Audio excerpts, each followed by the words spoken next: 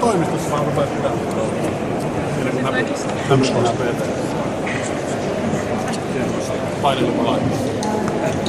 Markella tuolla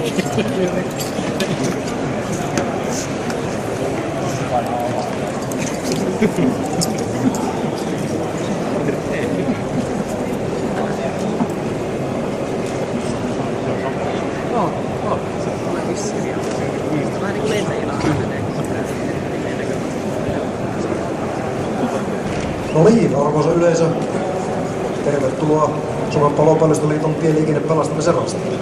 Minä olen Mikko Sastamonen, minä johdan rastin ja toteuttajana toimii Helsingin pelastuslaitokselta pelastusryhmän pioneeriyksiköstä vaavuilla 1+4 paloesimies Pertti Rantamäen johdolla. Meillä on siellä potilas sisässä. Tämä on siis simulatistilanne kuviteltu, missä auto on ulos tieltä päätynyt kyljelleen.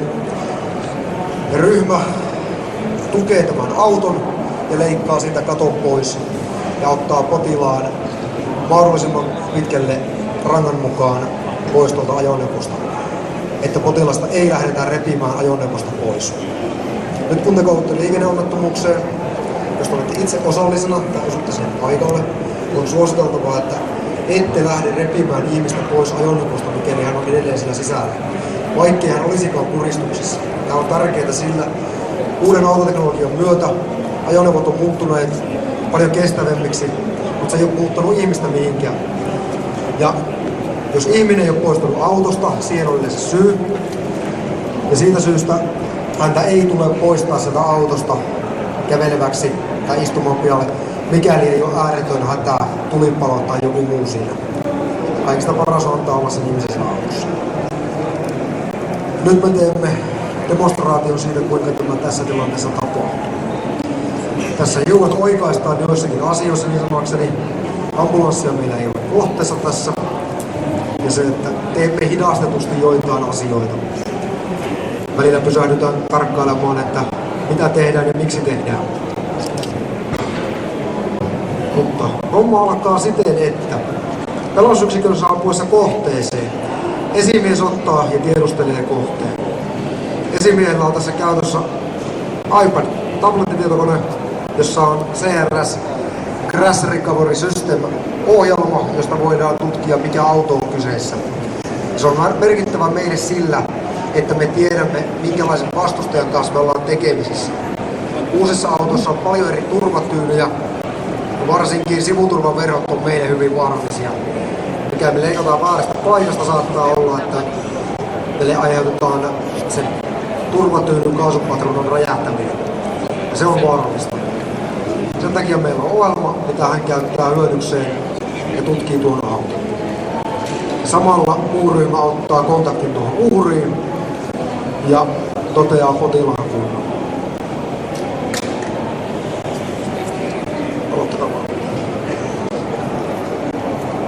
Pelastusyksikköä me ei ole tänään messuhalliin saatu, mutta pelastusyksikön kamat on saatu tähän.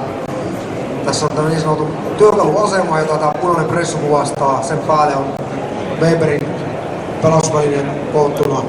Siinä on akkukäyttöistä levitintä, leikkuria, tankolevitintä, stabilointiportaita, kulmatukea, stappas, pelastuslauta, akkupuukkosaha,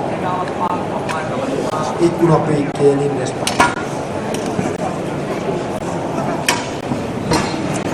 Tässä on saatu ryhmä otti ensin yhteyden potilaaseen. Esimies on tiedustellut auton. Tiedetään mikä on kyseessä. Ja etualalla ryhmä tekee staffastilla ajoneuvon tuetaan. Ajoneuvo tuetaan sille paikalle, miten se on pysähtynyt ja aiheuttaa enempää vahinkoa potilaalle. Ajoneuvon toisella puolella on myös tämmöinen samanlainen kulmatuki laitettuna. Tarkoituksena on, että auto ei pääse liikkumaan missään vaiheessa. Moni on sanonut, että miksi te ette pysäytä sitä autoa pyörilleen, jos siellä on ihminen sisässä ja kaetaan pyörilleen takaisin. Ja se on äärettömän kova voima selkärannalle. Siinä saattaa tulla semmoisia vammoja, jotka on saattaneet olla sitten haitallisempia kuin itse kolareissa. Tästä syystä ihminen pyritään ottamaan pois sieltä autosta, mihin siinä asennossa mihin se auto on jäänyt. tässä ryhmä pistää takalasiin tuommoista elmukellun näköistä teippiä. Tämän ideana on se, että nyt kun lasi rikotaan, tuo lasi saadaan hallitusti poistettua, että se ei särry tuonne auton sisään ja tipuu mahdollisten uhrien päälle, vaan se saadaan siististi otettua pois sieltä. Varusteesta itsessään niin miehistöllä on normaalin paloasun lisäksi meillä on viiltosuojahanskat, viilyttävämmät käsitellä ja turvallisemmat tieliikenneonnettomuudessa. Sen lisäksi suojaliivit. Onnettomuuspaikalla tahtoo olla tilanne, että autot työntää ohi reipasta vauhtia, vaikka on pelastusyksikkö vilkut päällä siinä ja koitetaan suojata omaa toimintaa, niin senkin jälkeen meidän toimintaa ei kannata oikein kunnioittaa. Pelausyksiköllä pyritään suojaamaan ja herroilla on liivit päällä. Pimeällä toimintaan, niin valo osuisi paremmin siellä. Kypärä ja silmäsuoja. Nyt nämä keltaiset, mitä tuohon laitetaan, niin ne on niin sanottuja viiltosuojia. Kun päästään asiassa eteenpäin, tulee teräviä reunoja eteen, ja noilla voidaan suojata se reuna pelastajalta ja pelastettavalta, että ei rikota itsemme niin enempää. Ja ohjelmassa mitä tässä tapahtuu, niin täytyy ensin poistaa nuo lasit, että me pääsemme leikkaamaan tuon auton katon auki.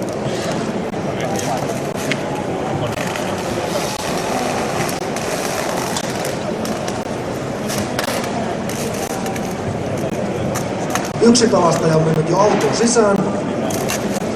Hän menee sinne ja ottaa uhrin niin sanokseni haltuun, keskustelee hänen kanssaan, kyselee mikä on tilanne ja tukee hänen niskaan. Ja hän kertoo muulle ryhmälle, mikä on potilaan vointi, asettaa hänelle suojaimet, silmäsuojaimen, kypärän, kuulosuojaimet. Ja sitten näitä se kerrottiin uhrille, että hän tietää mitä tapahtuu. Ryhmä on, jo aikaisemmin kerroin tuosta tietokoneohjelmasta, niin se on apuväline. He on aukasseet noi verhoilut, että nähdään mistä kohtaa voidaan leikata. Ja sen jälkeen kynällä merkataan leikkauspaikka. Mikäli näin ei tehtäisi, olisi riski, että voitaisiin leikata väärästä paikkaa. Tässä saattaa käydä, jos leikataan tämmöinen kaasupatrona, niin se on kuin granaatti, kun sitä leikataan, niin se räjähtää. Tämän takia joudutaan verhoilu aukaisemaan ja katsomaan, että missä se on. Ja viivoidetään eri kohtaa. Uudet autot asettaa meille tämmöisiä haasteita tänä päivänä. Yksi viiva kertoo enemmän kuin 1000 sanaa. Mm-hmm.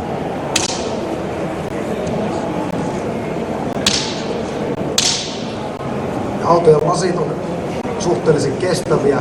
Se, että materiaalia ja välineitä joudutaan koko ajan kehittämään lisää, että pysytään autoteknologian perässä.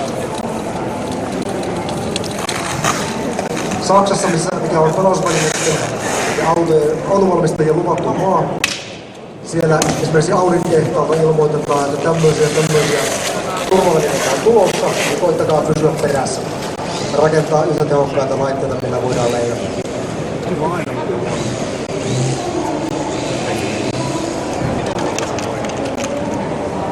Kyljellä oleva auton käsittely on erittäin hankala ja parityöskentelyä vaaditaan.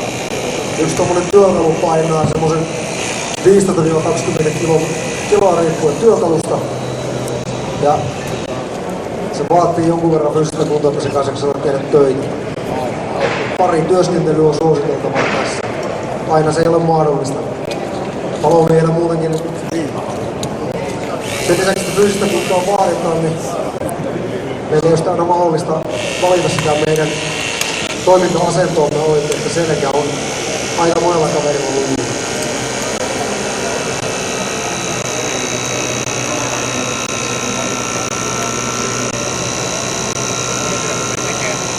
Vanhemmat autot on siinä mielessä meille helpompia, jo voidaan leikata periaatteessa mistä kohdasta me halutaan. Tää Mazda arvioitiin, että tää olisi joku 2000 taitteen alunauto. Uusien autojen saaminen harjoituksiin on äärettömän hankalaa. Maksaa paljon, jos niitä ei ole Suomessa saatavilla. Ja sen takia me joudutaan vanhojen autojen kanssa harjoittelemaan. Me peilataan asioita, mitä uusissa olisi näihin vanhoihin autoihin.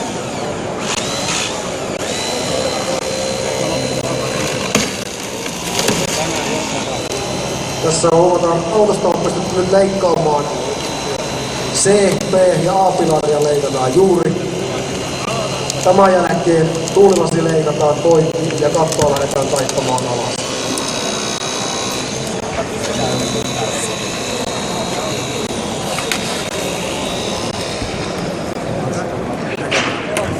Ukkosaha tulee tässä vaiheessa kysymykseen ja hengityksen suojaan.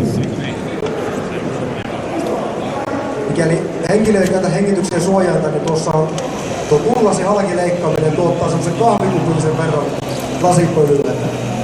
Ja menee suoraan keuhkoon, jos ei käytä kertakäyttöistä hengityksen suojainta.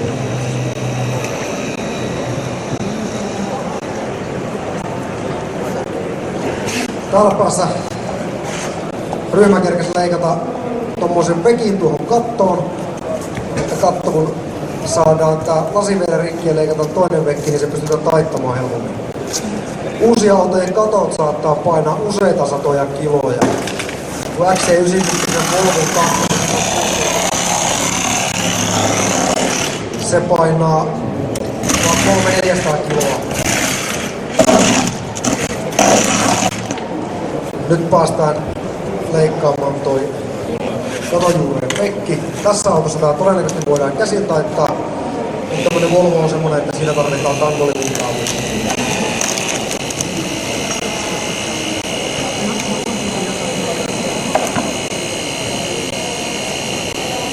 Niin kuin aikaisemmin sanoin, niin se ei ole pointti enää, että onko ihminen puristuksessa. Pointti on se, että onko ihminen autossa edelleen sisällä. Jos ihminen on autossa, niin pyrimme poistamaan ihmisen autosta selkärakennuspaan. Peltiä saa rahata, ihmisiä ei saa.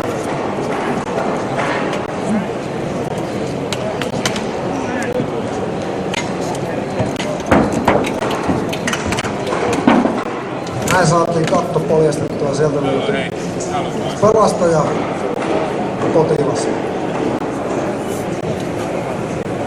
Huomaatte, pelastaja on suojellut tuon potilaan. Sinne on laitettu tommonen rikoskäsitelty viltti päälle ja siellä on kypärä potilaalle. Ja ryhmä laittaa nyt tähän kattoon vaikka tämmöisen leikkausviivosuojia.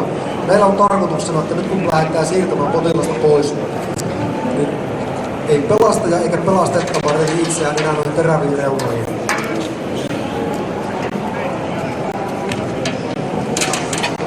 Kyljellä oleva auto, jossa ihminen on katua vasten, on erittäin haastava, jos hän on edelleen siellä sisällä. Tämä vaatii useamman toimenpiteen. Kysytään esimieheltä, mitä tässä tapahtuu.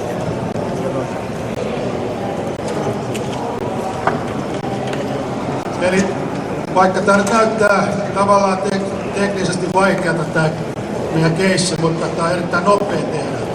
Eli nopea stabilointi, potilas haltuun. Eli potilas olisi tärkeä juttu tässä.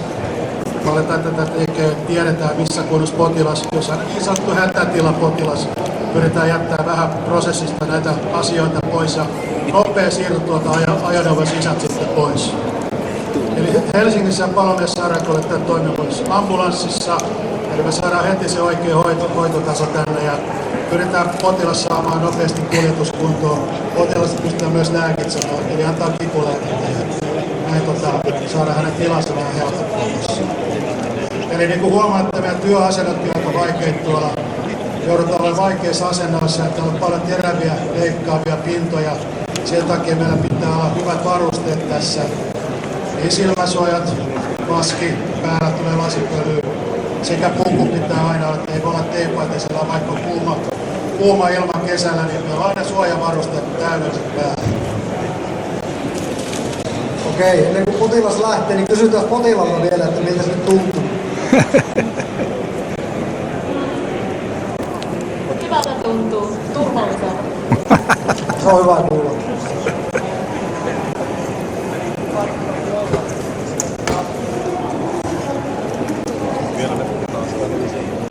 Meillä on mahdollista leikata tuon ratin kehää poikki, penkkiä poikki. Yllättäen penkki on autossa yksi tiukimpia paikkoja, että tuon selkänojan teräkset, niin ne onkin semmoinen paikka, että siinä joutuu sakset yllättävän koville. En muista ulkoa noitten leikkuuvoimia, mutta sanotaan, että jos tuommoinen ranteenpaksuisen raudan pystyt leikkaamaan helposti poikki, niin se ehkä kuvastaa yksinkertaisuudessaan noiden leikkaustehoa. Tuommoisella levittimellä voit nostaa henkilöauton, linja-auton helposti ilmaan.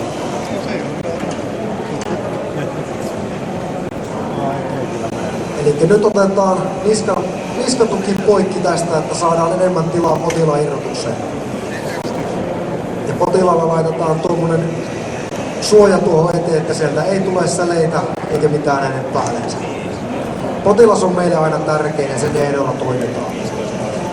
Nämä on tämmöisiä toimenpiteitä, joita harjoitellaan pelastuslaitosten viikkoharjoituksissa usein. Tämä on tämmöinen jatkuva prosessi, että muuten me ei pysytä perässä. On saumaton yhteistyö, me olemme aloittaneet rastin tasan kello 2 ja kello on vartin yli ja ollaan tilanteessa, että ollaan saamassa potilasta pois autosta. Ajoneuvo on tuettu, on leikattu, kaikki toimenpiteet on tehty, mitä pitää tehdä.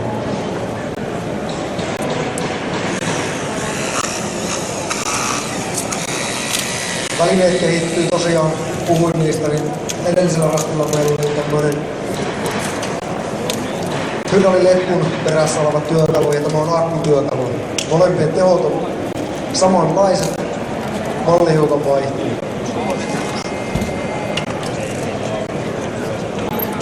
Kehitys on jatkuva prosessi tässä.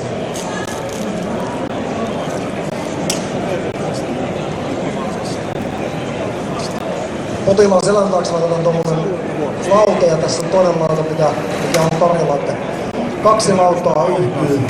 Saadaan tuommoinen selkärangallinen, turvallinen siirtonta autosta pois.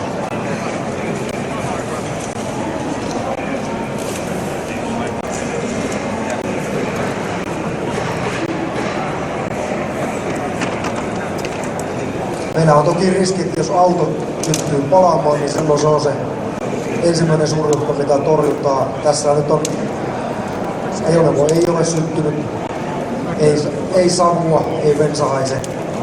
Mutta siltikin ryhmä on varautunut siihen, että tuolla on alkusammutin nostettu kentälle, joka on meille semmoinen yleinen toimintamalli, että syttymisen estäminen, että auto pyritään tekemään virrattomaksi, jos on mahdollista. Ja alkusammutusvalmius järjestetään tälle onnettomuuspaikalle.